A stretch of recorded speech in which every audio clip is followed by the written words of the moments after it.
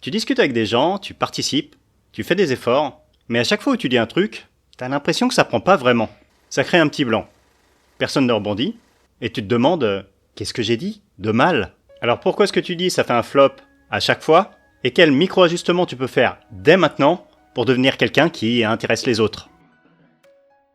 Si tes interventions tombent souvent à l'eau, c'est que malgré tes efforts, tu n'apportes sûrement rien de constructif à la conversation.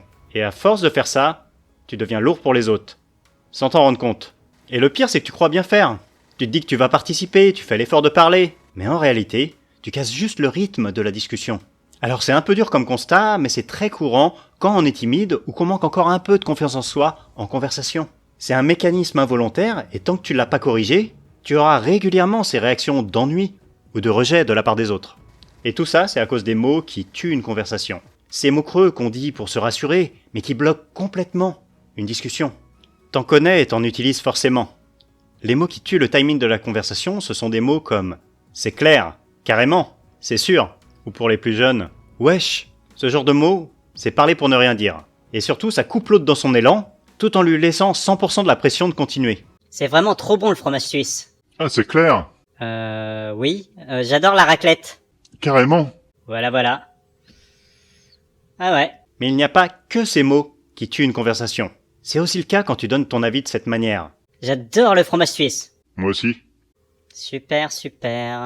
Pourquoi ça fonctionne pas? Parce que quand tu regardes bien, il n'y a absolument rien d'utilisable dans ta réponse. C'est creux, même un peu chiant, donc comment veux-tu que l'autre personne rebondisse là-dessus? Même si elle est gentille, elle va finir par perdre patience, et ça va créer des silences gênants. Quand tu fais ça, au lieu de remettre une bûche dans le feu de la conversation, c'est comme si tu jetais de l'eau dessus.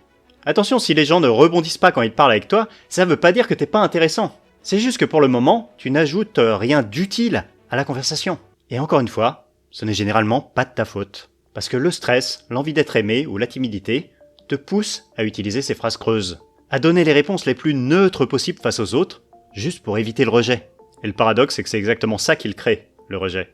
Mais heureusement, c'est possible de modifier ce schéma. Et de remplacer ça par des réponses plus riches, plus intéressantes, qui vont alimenter la conversation au lieu de la tuer. Comment tu corriges ça? Pas besoin de tout changer d'un coup. Tu fais ça en 3 conversations.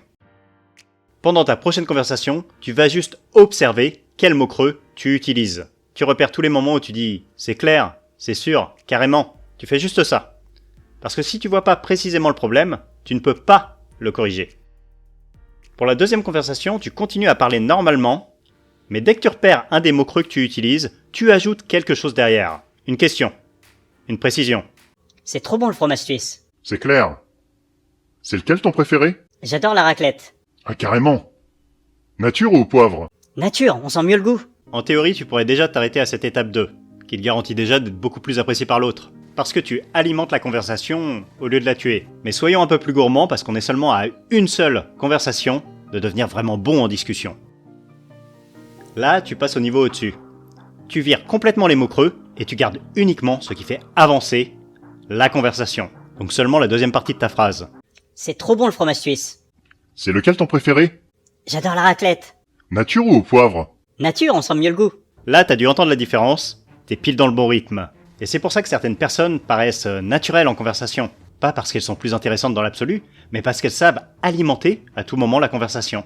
Là, t'as viré tous les tueurs de conversation, tu ne crées plus du tout de malaise, et surtout, tu ne donnes plus cette impression d'être lourd. T'es plus qu'à 3 conversations de voir une vraie différence. Mais il te manque encore un truc important. Parce qu'il y a un détail que personne ne voit et qui change complètement l'image que tu laisses aux autres. Je t'explique dans cette vidéo ici comment leur laisser une bonne impression à chaque conversation.